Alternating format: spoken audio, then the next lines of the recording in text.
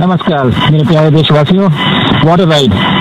40 साल बाद हम वापस अंतरिक्ष में पहुंच गए हैं और मेरे कंधे पे मेरे साथ मेरा तिरंगा है जो मुझे बता रहा है कि नहीं हूँ, मैं आप सबके साथ हूँ। धन्यवाद। जय हिंद, जय भारत। तालियां, जबरदस्त, कॉन्ग्रेचुलेशंस। एक और जो अवार्ड है वो भी भारत ने अपने नाम कर लिया। और अब शुभांशु निकल पड़े हैं ऐतिहासिक सफर पर। आप लोग जो है वो स्पेस पे जाने का प्लान कर रहे हैं after 41 years. Shubhanshu Shukla IAF pilot तो हैं ही, ग्रुप कैप्टन भी हैं, लेकिन now he is set to make history as first Indian astronaut to travel to International Space station.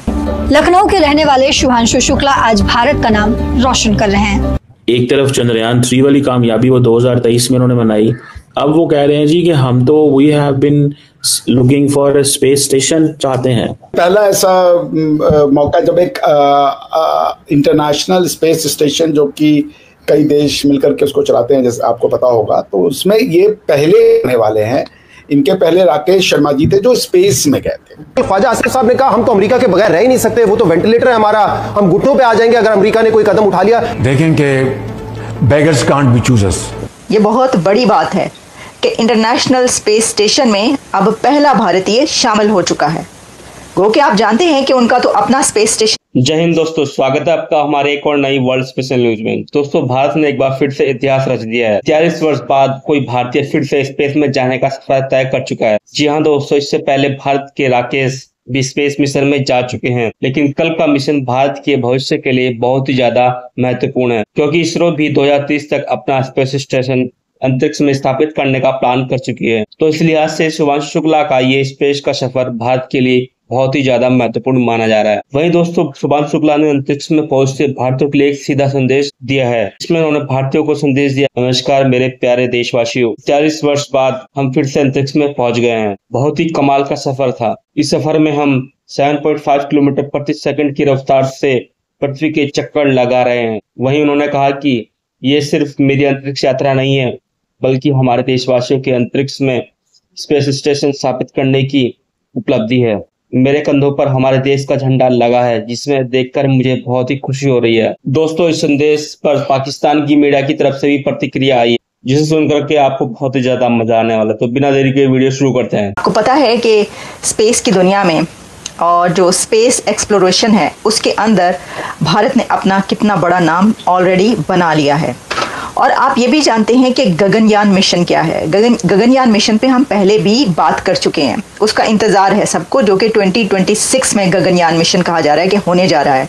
अपना स्पेस स्टेशन होगा भारत का, और उसके अंदर फिर हम देखेंगे कि क्या क्या मारे जा रहे हैं। लेकिन इस वक्त जो खबर हमारे सामने आ रही है, तो हम आपसे पूछना चाहेंगे कि क्या आप ये जानते हैं कि ग्रुप कैप्टन शुभांशु शुक्ला कौन है? अब आप कहेंगे कि ग्रुप कैप्टन उनके नाम के साथ लगा है, तो वो शुभांशु शुक्ला आईएएफ के पायलट हैं। Exactly, Shubhanshu Shukla IAF pilot तो हैं ही, ग्रुप कैप्टन भी हैं, लेकिन now he is set to make history as first Indian astronaut to travel to International Space station.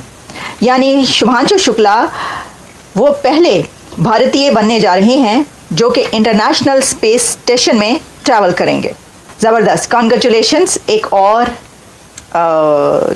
जो अवार्ड है वो भी भारत ने अपने नाम कर लिया। देखिए, ये कोई कम बात नहीं है, ये बहुत बड़ी बात है कि इंटरनेशनल स्पेस स्टेशन में अब पहला भारतीय शामिल हो चुका है। गो कि आप जानते हैं कि उनका तो अपना स्पेस स्टेशन आ रहा है, लेकिन ये ज़रूरी था कि गगनयान में उनको भेजने से पहले उनको एक टेस्ट फ्लाइट पर भेजा जाए, और इसके लिए ये जो इंतज़ाम है ये सारा इसरो ने किया है। इसको जो पे किया है, पेमेंट से लेकर उनके वहाँ तक जाने के तमाम इंतज़ामात इसरो की तरफ से किए गए हैं। और जैसा मैं आपको बता रही हूँ कि भारत की जो इसरो कंपनी है, स्पेस एजेंसी, वो ये उसकी ख्वाहिश होती है, हमने देखा है कि उनका क्राइटेरिया हमेशा से ये रहता है, उनका काम करने का अंदाज़ ये रहता है कि जब वो कोई मिशन भेजें तो उनकी उस मिशन के ऊपर उनकी इतनी प्रैक्टिस हो और इतने दफ़ा वो उसको टेस्ट कर चुकी हो कि उसमें फेलियर का मार्जिन बहुत ही कम रह जाए।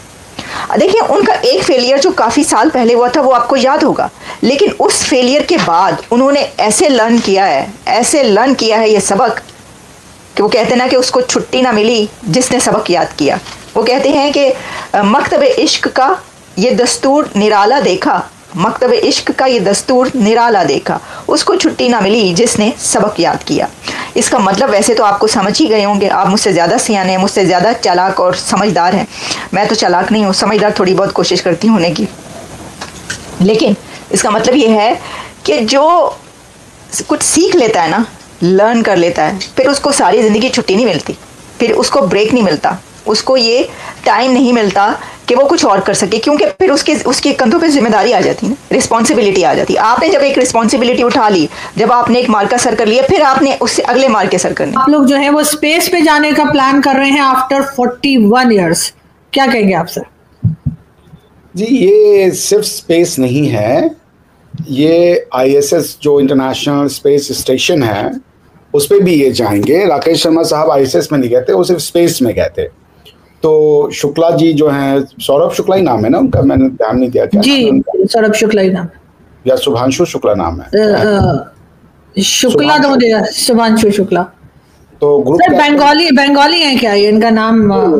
शुक्ला है तो फिर हमारी तरफ के हैं। शुभांशु क्योंकि अक्सर नाम ऐसा होता है। जी जी, तो अच्छा, फिर बंगाली हो तमिल हो फर्क क्या पड़ता है, तो भारतीय ना, that's it, end of the matter. तो वो ये पहला ऐसा मौका जब एक इंटरनेशनल स्पेस स्टेशन जो कि कई देश मिलकर के उसको चलाते हैं, जैसे आपको पता होगा, तो उसमें ये पहले आने वाले हैं। इनके पहले राकेश शर्मा जी थे जो स्पेस में गए थे, who went to the space. अब स्पेस है क्या, ये आपको डेफिनेशन बड़ा मतलब टेक्निकल हो जाता है कि स्पेस क्या है, आउटर स्पेस क्या है, इनर स्पेस क्या है, ये सब की डेफिनेशन है कि आप कैसे उसको डिटरमाइन करती हैं। But yes, this is what it is. तो it's one of the biggest achievement, और इसलिए अचीवमेंट है क्योंकि देखिए वो बहुत 3 या 4 कंट्री के ही लोग गए हैं उसमें, और भारत उसमें एक है।